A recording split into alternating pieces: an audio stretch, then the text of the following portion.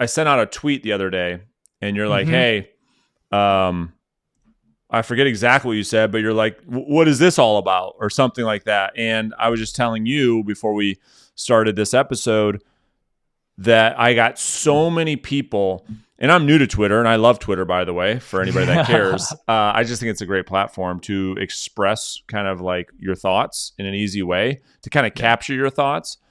And so anytime I'm thinking about something, I'm like, all right, let me just get this out of my head so I can document it somewhere, right? And that tweet, although I'm brand new to the platform, is my most popular one, and I've got the most questions about it. So I don't know, for the audience, if you want to tee up what I said so everyone knows what we're talking about, and then we can start to get into it.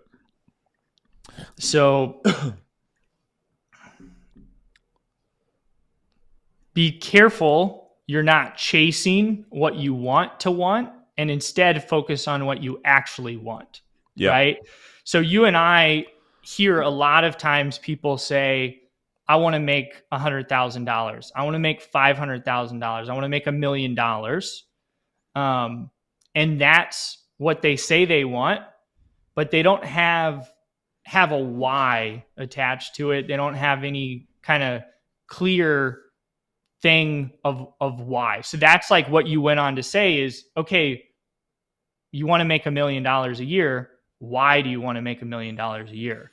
Yeah. So, let me put some context around that. So, this came about because of what you're talking about, in that, and even myself, and I've got some good examples I'm going to give in just a minute, but for the most part, this came about because of how many real estate agents that we coach and conversations that we have with agents that want to get into coaching.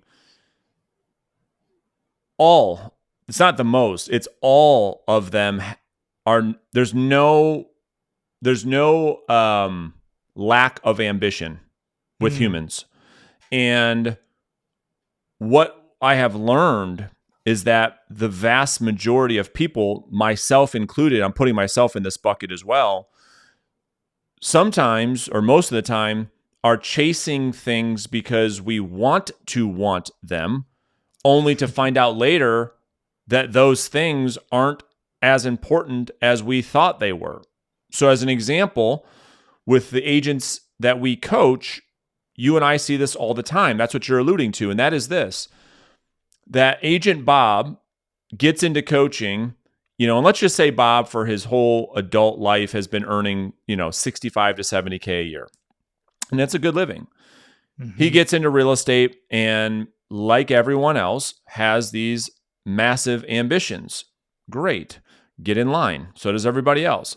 I want to make 250. I want to make 350. I want to make 450. I want to make 775. Okay, great. What often ends up happening is after someone sees, one of two things happens. One, after they see what's required to achieve results that they want, they quickly retract. And we'll get into this more in a second. And then the other thing is, for the rare occasions that those people actually accomplish what it is that they say they wanted, also often say the cost of those achievements aren't worth it. So let's get into each one of those.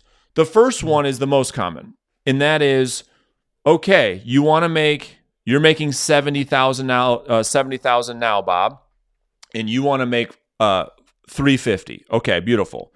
Here is what's required in order to make that happen. Okay, yippee, I'm ready to rock and roll. Yeah. And there's not but a week that goes by in a coaching session with Bob where Bob's like, dude, I can't do that. And that being, the amount of effort, the amount of activities, the behaviors required to earn 350. When Bob the whole time would have been happy making 150. But because 350 is a lot sexier than 150, that's an example of making sure that you're not chasing what you feel like you want to want and focusing on what you actually want. That's an example of that. The example of the other one, which I have experienced and a lot of people do, and that is, once you achieve the goal, so let's use Bob. Bob starts to earn 350. Bob says, all right, I've accomplished my goal and it's not worth it. It's just not worth it. Now that I'm here, I'm like, there's no way. Like at some point, income, high levels of income, and I've talked about this before, loses its utility. So like the difference between, call it 25,000 a month and 35,000 a month for somebody, what they have to do to earn the additional 10K might not be worth it. It's like, well, how much more can I shop on Amazon? I can't shop anymore. Right. How much more can I spend? And it's like, it's just not worth it. The cost, the sacrifice that I have to go through to earn another 10K a month, dude, I am perfectly happy at 25,000 a month. I'm perfectly happy at 20,000 a month. And that's what I meant is like most people, if they only knew what it takes to accomplish the goal that they set forth, oftentimes they say, well, I'm not willing to do that, or I can't do that, or I won't do that. It's not that they can't, they can. It's I won't do that. Or once you get there, oftentimes we find it's not worth it. I'll give you another example. I'm a big car guy, and you know that. And 2 years ago, my childhood dream, Ben, was to buy a Ferrari.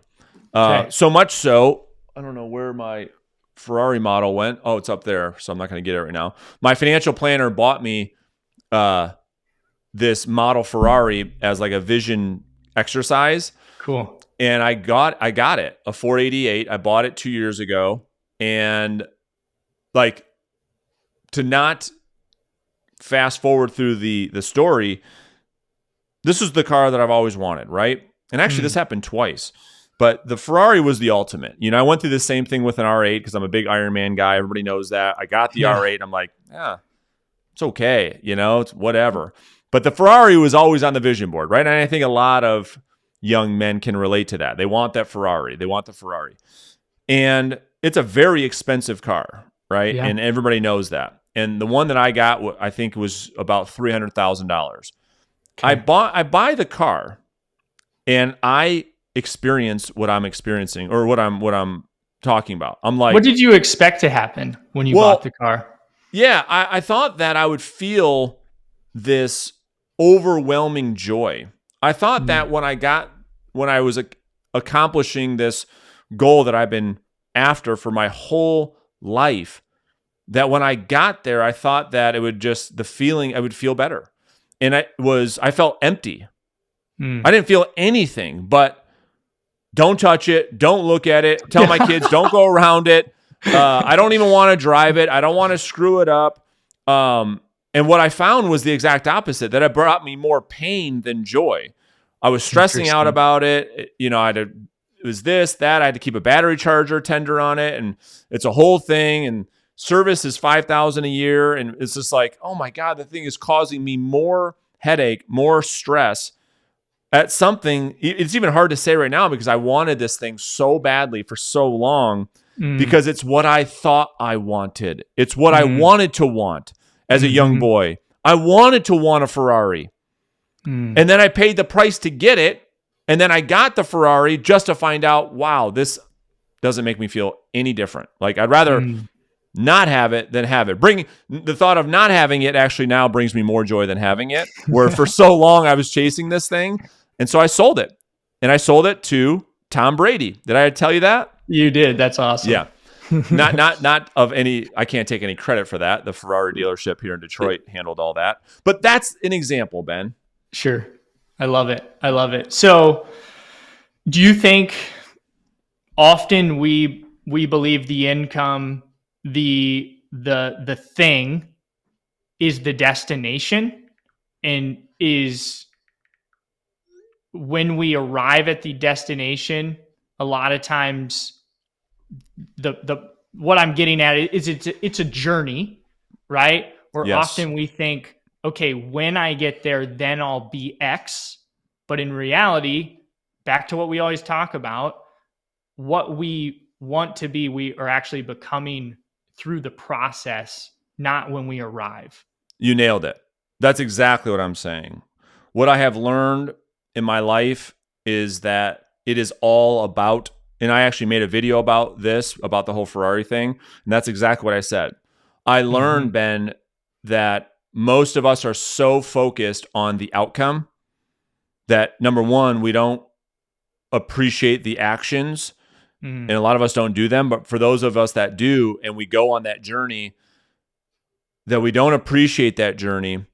And therefore, when we get to the outcome that we say we want, sometimes we find emptiness there. And Mm-hmm. so the whole point of that is it is all about the journey. And I'm going to screw this up, but Alex Hormozy talks about this a little bit. And he talks about, you know, the work is the goal. Something like that. And I was like, wow, I found that super fascinating, that the actual happiness or enjoyment or fulfillment is in the actual journey itself, not the accomplishment, where my whole life it was just about the accomplishment. I want to make this much money, I want to do this. And then oftentimes you get these things and they don't feel that great. Mm-hmm. So I did some digging on this topic. It's something I've researched for a long time, and I came across. I can't give anybody credit because I don't remember, but called like basically the fact that there is no. Okay, let's define a couple of things. So business, life, marriage, relationships, whatever. There is no winning, right? There is no end. It's Right. infinite. It's infinite. And I think a lot of times people think that, okay, when I hit X, then it's over. I won. And it's Yeah. not. So When it's like, I get to this income level, then I will be happy. yeah. When So I like, get this car, I will be happy. When I buy the Rolex, then I'll be happy. right. So that's why it's the journey, because you're either ahead or behind, right? There Yeah. is no, so I heard a story about, I don't know, some Apple executive was in this car with a guy, and the guy was like, "Man, I just experienced this Microsoft device, and it is amazing. It's way better than the Apple XYZ." And he's like, "Yeah, I'm sure it is. I've no doubt it is, right?" But his point is, sure, like the point of this, there is no winning, right? You've got people that are at your level, right? That's why we surround ourselves with like-minded people. Microsoft and Apple, they just keep making each other better. One's That's ahead, right. one's behind, one's ahead, one's behind. So he's like, yeah, I'm not defined by that. It's just who can last longer. Who's going to stay in the game? Who's going to Yeah. keep moving forward, keep moving in the journey? But the people that get to a certain point and then they're just like, I've arrived, I'm done. It's Those true. are the people that burn out. Those are the people that fail. Yeah. And again, I think that for most people, they get to wherever they think they're going. And again, I think they're very let down that it's like, well, now what? Mm, And it's funny, you said something. I'm reading this book right now called Be Your Future Self Now. And we talk mm, about creating your new character and all that stuff, how you open up today's episode. And this book is by Benjamin Hardy, which is he's phenomenal, Dr. Hardy, and he talks about um, the Pygmalion effect. And mm, here's what it says. It says, if you're around people who have low expectations for you, you'll fall to those standards. If you're mm, around people with high expectations, you'll rise to those standards. And that's what reminded me of what you said, that it's like, yeah, well, that's like probably the easiest hack. Like if you're just not happy with where you're at, get new friends. Like mm-hmm. it's just in our human makeup that if you're just, I always give people this analogy. If you go out to eat with 4 fitness models, Yeah. it's almost a guarantee that you will order differently than you normally do. Like if Yep. normally you get a burger and a beer, you go out with 4 fitness models that are getting, the grilled chicken breast with, oil and vinegar for the salad on the side because they don't want too much. Like it's going to be tough for you to order the chili cheese fry. Yeah. Yeah. Yeah. Yeah. So, Yeah. No, I agree. And if it's okay, I kind of want to take this conversation in a little bit different direction, piggybacking on what you're saying. So I think we've talked a lot about in this conversation achieving something, but what about the people that feel like they have that goal of 100K? They have the goal of selling X amount of houses, doing something, but they can't bring themselves to achieve it. Mm-hmm. Okay. So they think that's what they want. They're working towards it. And I think that your environment, so the people you surround yourself with and the books you read are who you become, right? So like you said, that's the biggest hack. Mm-hmm. But I think part of environment is, our limiting beliefs, our vision that we have of ourselves can also hinder us from moving forward. So let's talk about that. There's probably a bigger hack, and that is this, that we fall to our lowest standard. We don't rise to our highest expectation. What I mean by that is this. The reason why most people don't achieve the things they say they want is because their attitudes, actions, and behaviors are in a place where they're actually comfortable where they are now. So the best analogy I can give you is the thermostat. So I talk to a lot of agents that we coach. Yeah. So if you keep your house, call it at 68 degrees, well, if it's, call it 67 or 69 or 70 or 66, you probably don't do anything about it because, you're still comfortable. That's still your comfort zone. Mm-hmm. It's not until that temperature goes to 74, 75, starts to get really warm, or it drops down to the 62, 63, that you get your rear end off the couch and go adjust the thermostat. That's what we're talking about here. For most people, this is the example. If they're making 50K a year, yeah, and they say they want 100K a year, if they've been making 50 and they've been living life at 50, that's their comfort zone. Yep. To get that person to get off the couch, to do the things they need to do to earn 100 is way outside of that comfort zone. And the exact opposite is true. If they make less than that, if they start making 30,000, 20,000, they start to freak out.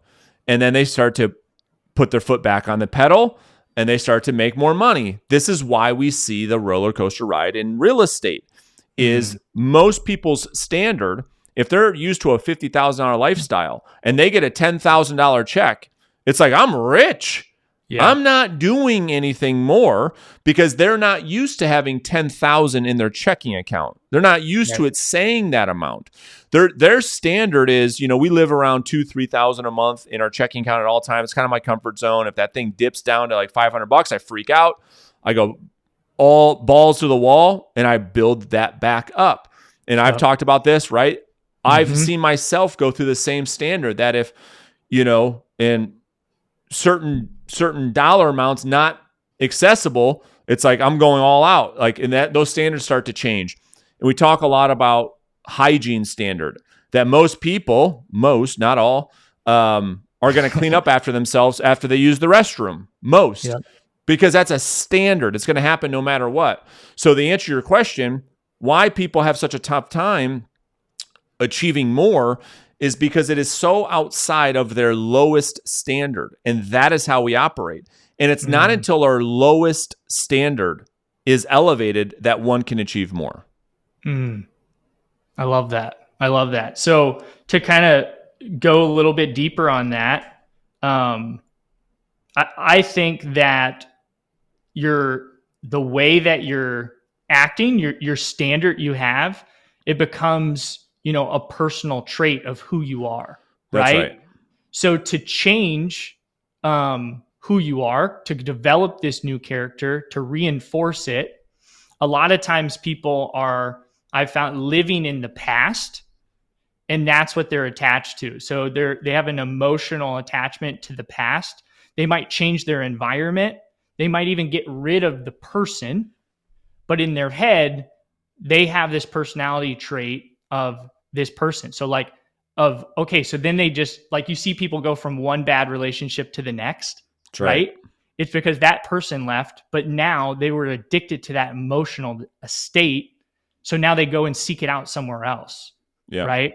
Because That's they don't 100%. know how to get rid of it. So how do we rewire that? We talk a lot about vision, like creating that vision of who we want to be, right? And then what I have found is gratitude is the way to reinforce, rewire who we want to be. So whenever something happens to us and we have an emotional reaction to it, and we allow ourselves to reinforce the past. I can never close a deal, or they always, tell me that, they're going to interview another agent, or they went with somebody else's offer, whatever. We're reinforcing this belief of who we are. But when we start to say, I'm so grateful for this opportunity to meet with somebody, I'm so grateful for this listing I got, you're rewiring your brain, because gratitude, thankfulness, when somebody gives you something, you say thank you, it's already happened. So you're starting to rewire your brain through gratitude of, this is a current reality. Like I'm getting listings.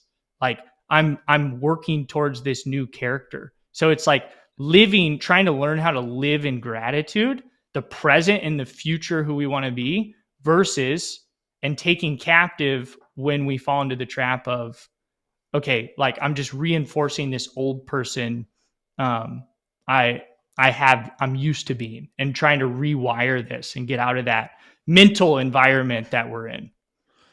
You nailed it. I mean, you just unpacked have to be versus be to have. That's what you just did. That's what I heard. The whole framework around I have to be versus I have to be to have. So who must I become? That's what we talk about all the time, in order to have, versus I have to get the car in order to have happiness, right? It's the opposite. And so that's why people never get the car. It's because they don't have the character traits of someone who can get the car. You know what I mean? And so you just nailed it. It's a process of becoming. Who do I want to be? Right? So that's the vision process. What is the type of person I want to be? What are those character traits that those people have? And then I need to be that type of person now. It's a decision. It's a choice. Operate like those people do, and then I can have what those people have. But you can't live in the past, to your point, and pull out character traits from your old self, because we already know what that produces, because you're living it right now. Your current bank account, your current weight, your current relationships, your current house, your current car, your current savings are all a manifestation. It's all a reflection of your old self. So if you want that to change and you don't like where you're currently at, we have to create the new character and start behaving like that person today in order to have what it is that we want.